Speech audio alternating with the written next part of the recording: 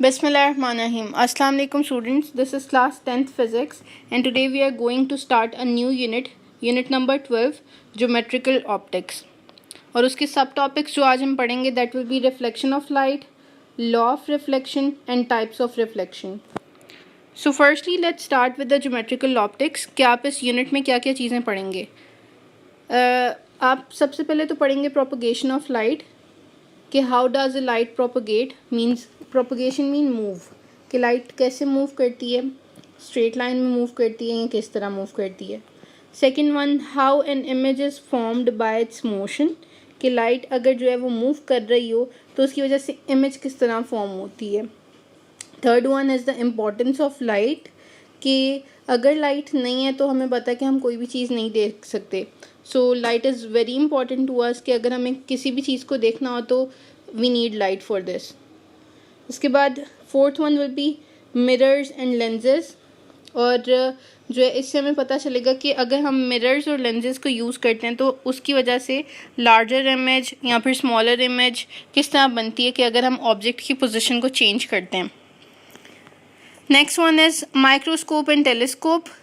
Microscope और telescope में आप ये पढ़ेंगे कि इसके अंदर कौन कौन से लेंसेज यूज़ हुए हैं और इसकी वजह से किस तरह की आपके पास इमेज फॉर्मेशन आ रही है. सो अगर आप देखते हैं कि लाइट की वजह से हमारे पास इमेज फॉर्म होती है तो वो कैसे बनती है. Firstly light falls on any object और उसके बाद रिफ्लेक्ट बैक होकर आपकी आंखों की तरफ आपको वो इमेज नज़र आती है. ठीक है. When light falls on any object it reflected back to our eyes so that's how we can see anything. उसके बाद नेक्स्ट थिंग जो आप लोगों का फर्स्ट यूनिट टॉपिक है that is reflection of light. Reflection of light हम पढ़ने जा रहे हैं. हमने यूनिट नंबर 10 में जो है रिपल टैंक में भी रिफ्लेक्शन पढ़ी थी. उसके बाद जो है हमने साउंड में भी रिफ्लेक्शन ऑफ साउंड पढ़ा था. अब जो यूनिट नंबर 12 हम बात कर रहे हैं इसमें हम रिफ्लेक्शन ऑफ लाइट पढ़ेंगे. अब रिफ्लेक्शन ऑफ लाइट में आप क्या पढ़ सकते हैं कि सबसे पहले ये एक लाइट की रे आ रही है, उसके बाद ये फॉल करती है एक मीडियम के ऊपर, let's say that medium is mirror, और उसके बाद वो रिफ्लेक्ट बैक होकर वापस चले जाती है. आप इसकी एग्जांपल किस तरह लिख सकते हैं कि आप एक बॉल लेते हैं और उसके बाद जो है जब आप उसे वॉल के ऊपर मारते हैं तो वो बाउंस बैक होकर आपके पास वापस आता है. तो बेसिकली रिफ्लेक्शन का प्रोसेस भी ऐसे ही होता है कि सबसे पहले लाइट फॉल करती है एक मीडियम पे और उसके बाद बाउंस बैक होकर या रिफ्लेक्ट बैक होकर आपके पास वापस आती है. जहाँ से लाइट फॉल कर रही है उसको वो एक मीडियम होगा, उसे फर्स्ट मीडियम कह देते हैं, और जिसके साथ टकराई है जिस सरफेस के साथ टकराएगी that will be the second medium. तो रिफ्लेक्शन ऑफ लाइट के लिए फ़र्स्ट चीज़ ये होनी चाहिए कि सबसे पहले तो आपका मीडियम चेंज नहीं होना चाहिए. जैसे कि आप देख रहे हो कि ये लाइट यहाँ से फॉल कर रही है तो ये रिफ्लेक्ट बैक होकर सेम मीडियम में ही आ रही है वापस. फर्स्ट मीडियम से गई थी और फर्स्ट मीडियम में ही वापस आई है, सेकंड मीडियम के अंदर नहीं गई है. तो फिर आप कहोगे कि रिफ्लेक्शन का प्रोसेस हो रहा है. उसके बाद सेकंड थिंग, आप लोग जब देख रहे हैं कि जो लाइट फॉल कर रही है इस रे को आप कहते हैं इंसिडेंट रे. उसके बाद जब रिफ्लेक्ट बैक होकर जो आपके पास रे आ रही है लाइट की उसे आप कहेंगे रिफ्लेक्टेड रे. अब हम क्या करते हैं कि अगर हमने सबसे पहले नॉर्मल ड्रॉ करते हैं. Why does we name it as normal? Because it is making an angle of 90 degree with the second medium और सरफेस. इस वजह से आपने इसे कहा है normal. And why are we drawing normal? Because we want to measure the angle of incidence as well as the angle of reflection. हम देखना चाहते हैं कि इंसिडेंट रे का नॉर्मल के साथ क्या एंगल बनेगा और इसी तरह रिफ्लेक्टेड रे का नॉर्मल के साथ क्या एंगल बन रहा है. तो इस चीज़ को हम मेजर करने के लिए हम क्या ड्रॉ करते हैं? नॉर्मल ड्रॉ करते हैं.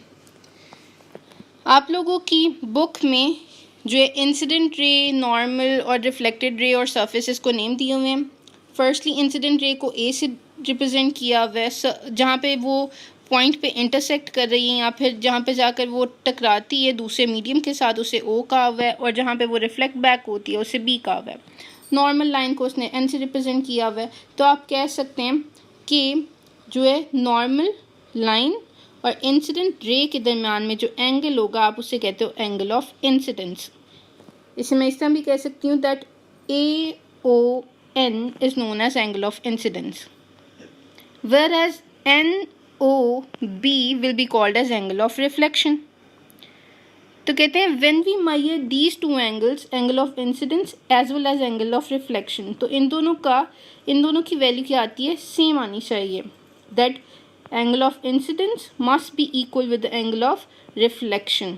अगर दो पॉइंट्स होते हैं, फर्स्टली मैंने बात की that the medium does not change, medium remains the same, and second one is the angle of incidence must be equal to the angle of reflection. अगर ये दो प्रोसेस हो रहे होते हैं तो फिर हम कहते हैं कि रिफ्लेक्शन का प्रोसेस होता है. तो आप रिफ्लेक्शन ऑफ लाइट को किस तरह रिप्रेजेंट करते हैं, that light travelling in a certain medium fall on to the other medium, a part of it turns back into the same medium. क्या आप कहते हो कि जब लाइट एक मीडियम से दूसरे मीडियम की तरफ टकराती है तो उसका कुछ पार्ट जो होता है वो क्या कहते हैं, फॉल बैक होता है उसी मीडियम के अंदर की तरफ. तो आप इसे कहते हैं एंगल रिफ्लेक्शन ऑफ लाइट. हमने इसे क्यों कहा है कि some part of it reflected back, उसके बारे में हम बाद में बात करेंगे. हम सिर्फ और सिर्फ जो पार्ट रिफ्लेक्ट बैक होकर उसी मीडियम में आता है उस प्रोसेस को हम सिर्फ और सिर्फ रिफ्लेक्शन ऑफ लाइट कहेंगे. जो इसके अंदर से दूसरी मीडियम की तरफ चला जाएगा उसमें रिफ्लेक्शन का प्रोसेस नहीं हो रहा. So firstly the light which will fall on other medium will be called as incident ray. the part which reflected back, that ray is known as reflected ray. उसके बाद the angle between normal and incident ray is known as the angle of incidence, whereas the angle between the normal and the reflected ray is known as angle of reflection. और आपने कहा है that in the process of reflection the medium does not change, as well as the angle of incidence must be equal to the angle of reflection. आप इसकी image यहाँ पर भी देख सकते हैं कि टॉर्च की एक एग्जांपल दी हुई है कि उससे एक इंसिडेंट लाइट निकल रही है और उसके बाद वो मिरर जो है उन्होंने यूज़ किया हुआ है, उससे रिफ्लेक्ट बैक होकर जो है यहाँ पे रिफ्लेक्टेड रे आ रही है. तो यहाँ पे रिफ्लेक्शन का प्रोसेस चल रहा है. So reflection of light, when a light falls on a highly polished surface like a mirror, most of the light sent back into the same medium. This process is called as reflection of light. Next thing we have is laws of reflection. अब हम reflection की बात कर रहे हैं तो reflection के कुछ लॉज भी होते हैं. फर्स्ट लॉ कि एंगल ऑफ इंसिडेंस जो होता है वो एंगल ऑफ रिफ्लेक्शन के इक्वल होना चाहिए, that I must be equals to R. ठीक. और उसके बाद सेकेंड पॉइंट है the incident ray, the reflected ray and the normal all in the same plane. Same plane कह सकते हैं या फिर आप मीडियम कह सकते हैं कि ये जो इंसिडेंट रे थी, ये जो रिफ्लेक्टेड रे थी और ये जो नॉर्मल था, ये तीनों सेम मीडियम में फॉल करने चाहिए. अभी आप देख सकते हो ये तीनों फर्स्ट मीडियम में फॉल कर रहे हैं, सेकंड मीडियम में नहीं जा रहे. तो ये लॉज ऑफ रिफ्लेक्शन है. We have two laws of reflection. That first one is angle of incidence must be equal to the angle of reflection, and second one is the angle of incident ray, reflected ray and the normal must lie in the same plane. So these two are the laws of reflection. उसके बाद third चीज़ जो आपके पास आ जाती है that is the type of reflection. अगर आप reflection के ऊपर देख रहे हैं तो रिफ्लेक्शन किसी चीज़ पे डिपेंड करती है, and the reflection depends upon the nature of the medium और ऑफ ऑब्जेक्ट, कि वो हम जो सरफेस यूज़ कर रहे हैं जिसके ऊपर फॉल कर रहा है लाइट, तो वो किस तरह का सरफेस है. Either the surface is smooth और द सरफेस इज रफ. ठीक है. तो उसके लिहाज से आपके पास दो तरह की रिफ्लेक्शन आती हैं. एक होती है इरेगुलर रिफ्लेक्शन और second one is regular reflection. Irregular को आप डिफ्यूज्ड रिफ्लेक्शन भी कहते हो और रेगुलर रिफ्लेक्शन को आप स्पेक्युलर रिफ्लेक्शन भी कहते हैं. तो रेगुलर जो रिफ्लेक्शन है वो क्या है, when light reflects a smooth and shiny surface it get reflected in the same medium forming image of an object. और अगर आप कहते हो कि रफ या डल सरफेस के ऊपर लाइट जो है वो क्या करती है, स्ट्राइक करती है, तो बाउंस बैक होती है हर डायरेक्शन में. मतलब कि आपके पास जो पैटर्न आता है वो सेम नहीं आता. आपको इस इमेज से सही नज़र आ सकता है कि ये स्मूथ सरफेस थी. अगर आप माइक्रोस्कोपिक व्यू देखते हो तो ये स्मूथ सरफेस आती है, तो इंसिडेंट रेज जो आ रही हैं वो एक रेगुलर पैटर्न बना रही है हर लाइट की। ये इंसिडेंट रे आई है, इसके लिए जो रिफ्लेक्टेड रे आई है वो रेगुलर पैटर्न बनाया, इसके लिए जो इंसिडेंट रे आई है उसने भी रेगुलर पैटर्न बनाया। तो आपके पास जब रेगुलर पैटर्न आते हैं तो आप उसे क्या कहते हैं कि this type of reflection is called as regular reflection. लेकिन अगर आप देखते हो कि रफ सरफेस है या डार्क सरफेस है तो उसमें आप क्या कहते हैं कि इंसिडेंट रे जो फॉल कर रही है आपके पास, उसके लिहाज से रिफ्लेक्टेड रे हर डायरेक्शन में जा रही है। यहाँ पर इस डायरेक्शन में जा रही है, आप इधर देखें तो इस डायरेक्शन में जा रही होती है। इसकी इंसिडेंट रे की रिफ्लेक्टेड रे देखो तो इस डायरेक्शन में जा रही है। तो जो है जब आप रफ सरफेस यूज़ करते हैं तो उसके लिए हर डायरेक्शन में आपके पास जो होती है रिफ्लेक्टेड रे जा रही होती है, तो आपके पास एक इरेगुलर पैटर्न सा आ जाता है। तो इस वजह से इस तरह की रिफ्लेक्शन को आप कहते हो इरेगुलर या फिर डिफ्यूज रिफ्लेक्शन। तो ये हमारे 3 टॉपिक्स थे, सब टॉपिक्स थे।